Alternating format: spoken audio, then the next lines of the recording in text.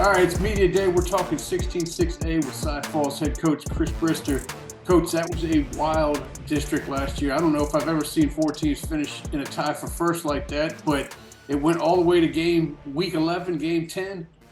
Talk to you about how you experienced as a coach, just kind of feeling that, man, I got to win all these things, and I still ended up in a four-way tie. Well, it's 16-6A. It's always like that. I don't ever remember a four-way tie, but I do remember a bunch of co-championships and three-way ties and stuff like that. So I think it just sort of speaks to the depth and the quality of the programs in our district year in, year out. So I would expect it'll probably be another four-way tie next year. A lot of quality opponents, well-coached teams. That's what makes it fun, though.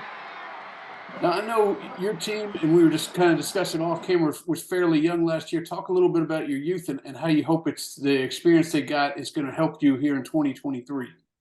Yeah, we graduated some great senior players for us, but we return the bulk of our team, and a lot of those guys have been 3-year starters for us. So we were young last year, but we're a pretty veteran crew right now, and so going through spring training, we felt really good about where we were at. Not having to go and reteach a bunch of stuff to kids that have been on the field for so long. So, as a coach, you got to be happy with that part of it. I feel like we've got a good team, and a lot of that is because of the experience that those guys have given us.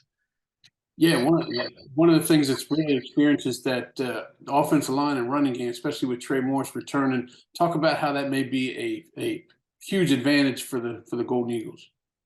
Well, I think your offensive and defensive line is a really important part of your team, maybe probably the most important part of your team. And so we're fortunate in that we have 3 returning starters back that were all first team all district guys.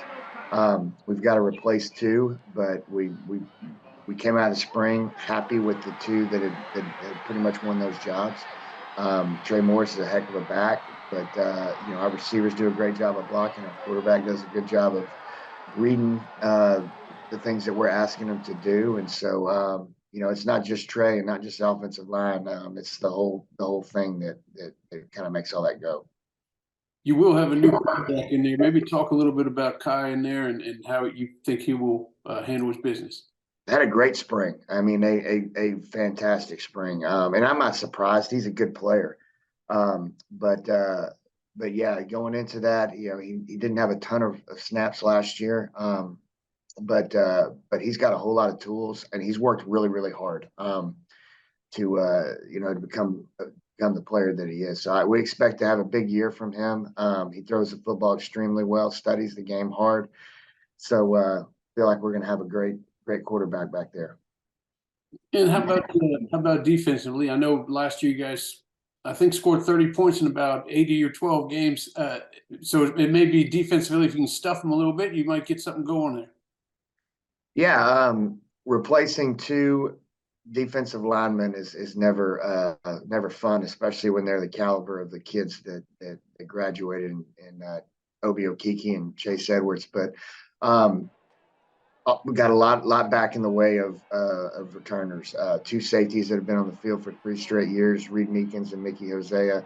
Got some depth there with some other guys that were on the field quite a bit last year. Our linebacking core is intact and has played a whole lot of snaps, and we're returning Martin Carrion, who was a nose for us last year, a very good one. We're moving him out to end.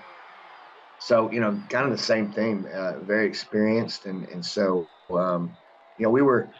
we changed our defense last year to the 3 safety defense, which a lot of people are doing. And so there's a learning curve as coaches and learning curve with kids. And so a year into this, I know I feel a whole lot better about what we're asking them to do and the terminology and the verbiage and all that. It takes a little while to iron all that out. And so we're really happy with where we're at on the defense side of the ball.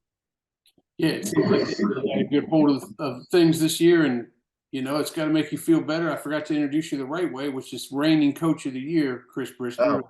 I'll do that at the end here.